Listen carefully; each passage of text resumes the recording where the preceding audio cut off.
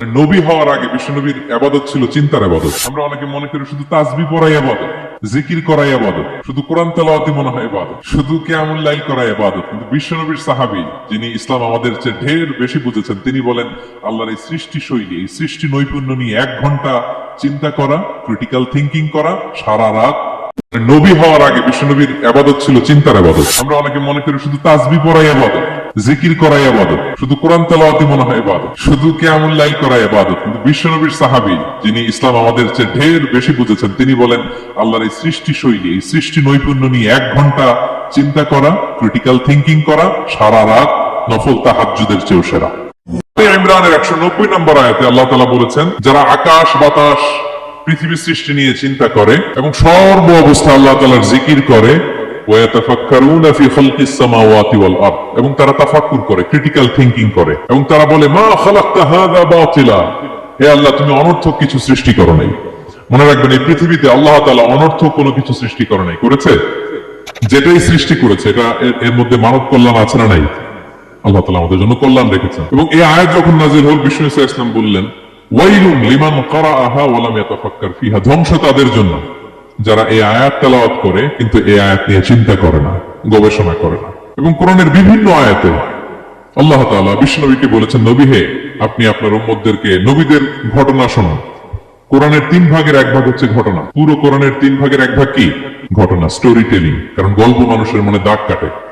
আল্লাহ তাআলা বলেছেন ফাকসুসিল কসাসা লাআল্লাহুম ইয়াতাফাক্কারুন, নবী হে, আপনি তাদেরকে কিচ্ছা শোনান, ঘটনা শোনান, নবীদের কাহিনী শোনান, লাআল্লাহুম ইয়াতাফাক্কারুন, যাতে করে তারা ক্রিটিক্যাল থিঙ্কিং করে। তারা লূত আলাইহিস সালামের কওমের ঘটনা যখন শুনে যে আল্লাহ তাআলা আপসাইড ডাউন করে দিয়েছিলেন, তারা যখন কওমে আদের ঘটনা শুনে, কওমে সামুদের ঘটনা শুনে, তারা যেন চিন্তাশীল হয়। এবং বিশ্বনবীর সাহাবী আবু দারদা রাদিয়াল্লাহু তাআলা আনহু, উনি বলতেন তাফাক্কুরু সাআতিন খায়রুন মিন কিয়ামি লাইলা, 1 ঘন্টা কেউ যদি আল্লাহর সৃষ্টি নিয়ে চিন্তা করে, সেটা সারা রাত তাহাজ্জুদের সালাত অফার করার চেয়ে উত্তম।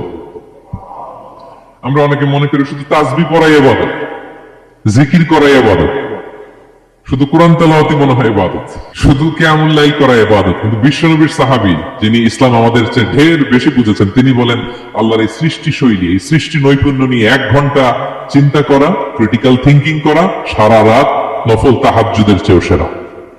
এবার বলেন, আমাদের চিন্তা করার দরকার আছে না নাই? ব্রেনটা খাটাবেন তো? এই যে যারা কনভার্টেড মুসলিম হয়, এরা কিন্তু অনেক চিন্তা ফিকির করে, নিজের সাথে নিজে বোঝাপড়া করে, ক্রিটিক্যাল থিঙ্কিং করে, তাদের অ্যানালজি কাজে লাগিয়ে, আল্লাহর দেওয়া ব্রেনকে কাজে লাগিয়ে এরপরে শাহাদা পাঠ করে। এমনি এমনি না।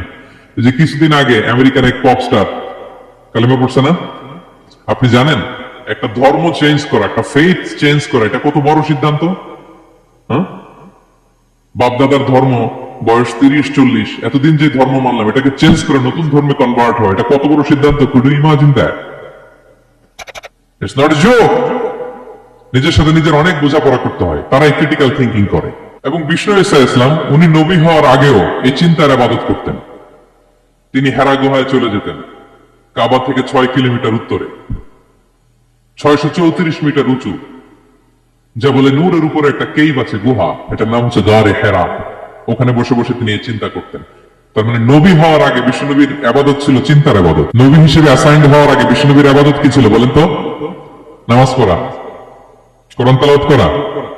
কোরআন তো নাজিলই হয় নাই, কোরআন তেলাওয়াত করবে কেমনে? তখন 6 মাস বসে বসে উনি ওখানে কি করেছেন বলেন? ধ্যানমগ্ন ছিলেন, তিনি চিন্তা করতেন। ওইটাই ছিল ওনার আধ্যাত্মিক শিক্ষায়তন। ওই নির্জন গুহার মধ্যে উনি যখন চিন্তায় মগ্ন ছিলেন, আল্লাহর সৃষ্টি শৈলী নিয়ে চিন্তা করতেন, ঠিক ওই মুহূর্তে, অন্তিম মুহূর্তে, ওই মহেন্দ্রক্ষণে নাজিল হয়েছে ইকরা।